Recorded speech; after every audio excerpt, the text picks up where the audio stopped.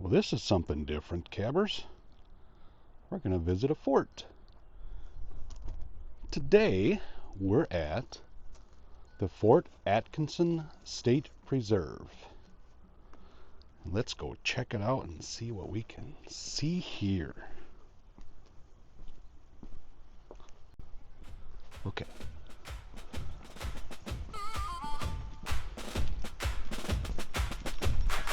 Wow. This is crazy, buddy. We're actually inside of a fort. A real fort.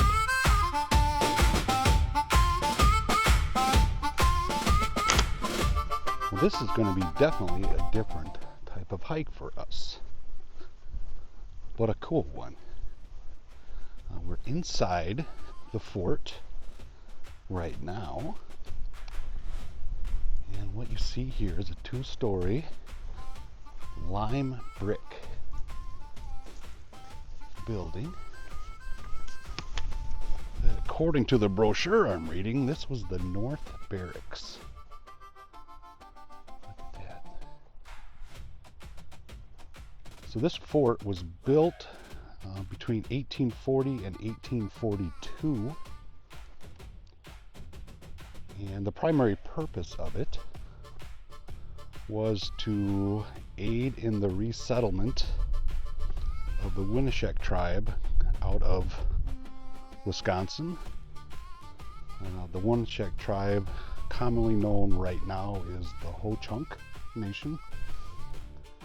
But this fort was built to resettle that tribe here in Iowa. Later the tribe was resettled. I think it went into, I'm going to say one of the Dakotas, I think.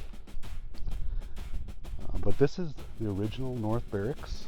Of course, we can't get in right now. The museum is closed this time of year. But these are actual log structures that are still here. And we're going to walk around it and look at the buildings and the logs and get a little bit more history out of here. So this horizontal wall that we see in front of us, this was changed later on. There actually was a guardhouse right here. And the guardhouse had two rooms, one for the guard and on duty and one for the prisoners. It had a 75-pound iron grate separating the two rooms. The guardhouse was most often used to hold soldiers who were being punished, but Ho-Chunk who tried to return to Wisconsin or civilians accused of abusing Native Americans were also confined there. So this area right here actually was a guardhouse. A real life guardhouse, cabbers. What do you think's in there? Take a look. When I first walked up, I thought this must have been a well. But it turns out it really never turned into a well. So there's a lime rock base around here in this area. And they dug 120 feet down. It took 3 years to dig down, but it never actually produced any water. So instead of being a well, it turned into a water cistern. So it was holding water for the fort. That's pretty crazy. And I'm praying that my camera doesn't drop and fall down through here. Wow, 120 feet down. They dug it by hand. Can you imagine that? Oh, that's crazy. Crazy.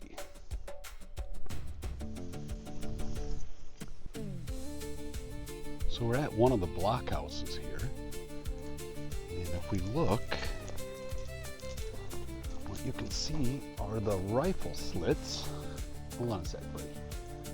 One of the rifle slits, and the outside of the slit is narrower than the inside, and the reason that they had that was so that the soldiers on the inside could maneuver their rifles any direction, back and forth. Slits are wider on the inside, but it allowed a narrower passage for any bullets or arrows to go through from the outside version. And there are also cannon ports going through the blockades. There are 2 blockades on site here, and I mean, that is just crazy. Now, there never were any wars or battles fought here at Fort Atkinson, but they did plan in case it ever did happen. Pretty cool. Pretty neat. We should look inside there, buddy. It's pretty dark in there. I don't know if we'll see anything.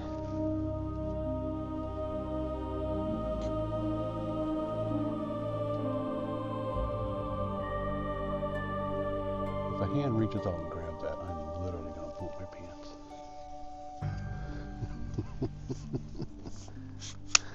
All right, let's go out, see what else we can see. The area that we're walking along now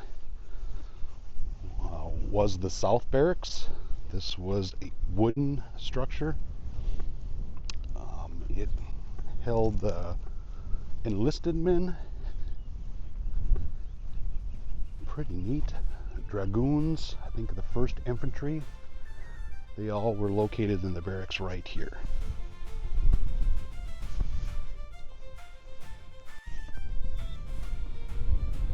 What we're looking at here is where the East officers' quarters were held. These were stone structures, originally when it was in place.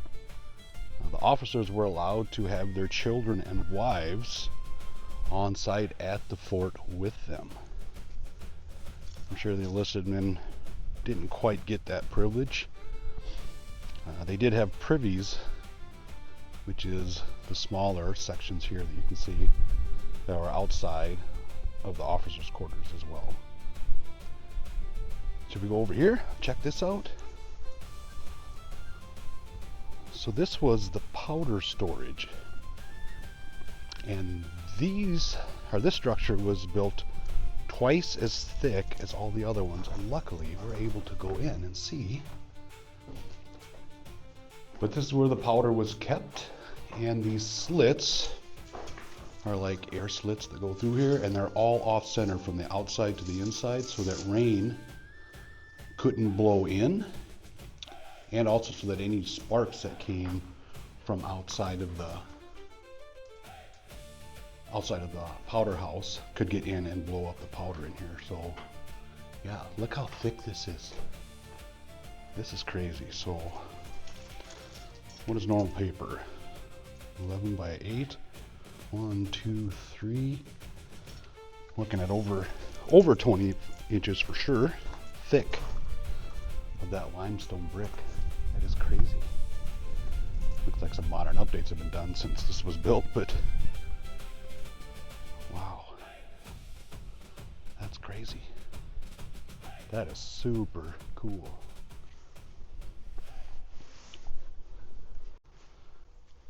Here are the outer portions where you can really see a little bit better how the slits were off center. I'm going to put my hand in and I can wrap my hand slightly around a corner there. Pretty neat. Maybe the camera will tell us more. I can do this without scratching my lens. Yeah, you can see. Wow, neat. Bring this back.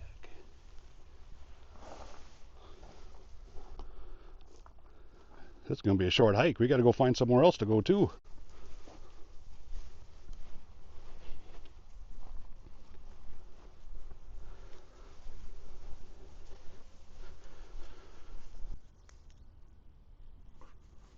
So the last brick structure that we see inside of the fort here is the northeast blockhouse. And in this structure, they actually housed, I think it was 2 6-pounder cannons. They were mountain howitzers, they were called. They would have been fired out of the lower wood-covered windows in the walls. So we'd probably see that on the outside. But yeah, that was part of the protection of the fort. So 6-pounder cannons in there. And then here we can see more of the rifle slits. And a better example of how they're wider on the inside. You see how the rifle can move back and forth and give more direction for the shooter than it would be the outside where it's narrower. Less chance of a bullet or arrow coming in. Clever. Well, there is some areas outside of the fort, so we could go take a walk around and see what else we can find here. Here's the portion of the east blockade, or blockhouse, excuse me, that's sticking out from the fort, and you can see the big howitzer holes there. Wow, that's pretty cool. Pretty cool.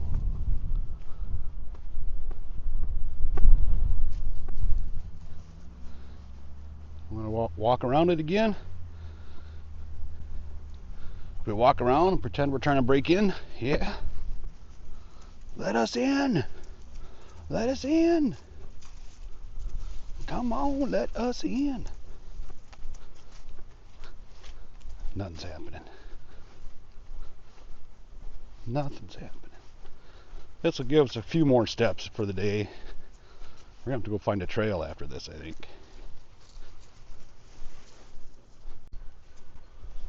One more thing, there is a rendezvous held every year here at the fort in September. Rendezvous were not a normal part of frontier life in Iowa. That's more of the western states, mountainous region type of activity, but there is one held every year here. It's been held since 1977. So that might be something cool to come see. They do black powder shooting, knife and tomahawk throwing. They shoot cannons off once an hour at the top of the hour. That'd be kind of cool. So if you're around here for that, that would be neat.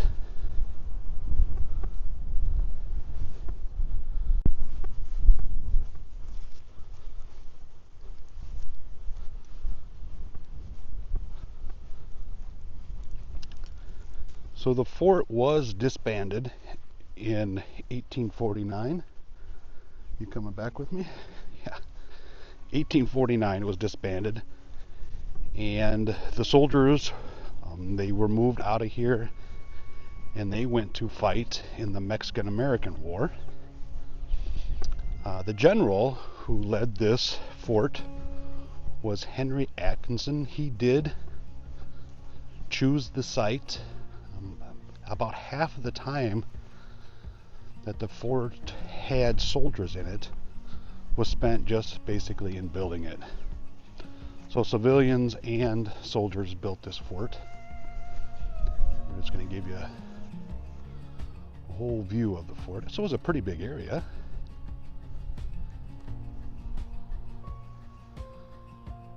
Again, we're standing in one of the officers' quarters here.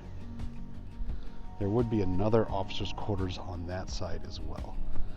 And all around the fort, there's a bluff, and that's why General Atkinson chose this site, just for its defensibility against attack. Again, there never was any battles here at this fort. And once it was disbanded, quite a few of the buildings were taken down, and they were used for construction for buildings in the town of Fort Atkinson, Iowa. So the history isn't just here, it's spread in the town itself. So if you're ever near Fort Atkinson, stop in. You can do a quick little tour of history, just like Cab and I did. Check out the fort, and it's pretty neat. What do you think, bud? Huh? Look pretty good? I think so. But we'll catch you on our next adventure, whatever state area that we work our way into. Hope you enjoyed this quick little video about the Fort Atkinson State Preserve. Like, subscribe, and share. I would really appreciate it. Okay, let's go back and let's go check out that flagpole, buddy. Yeah. Cab, we're being attacked. Get back in the fort. Come on, man, get back in here. Get back in here. Let's go. We gotta get the guns, get the cannons going. Oh, duck head, duck your head.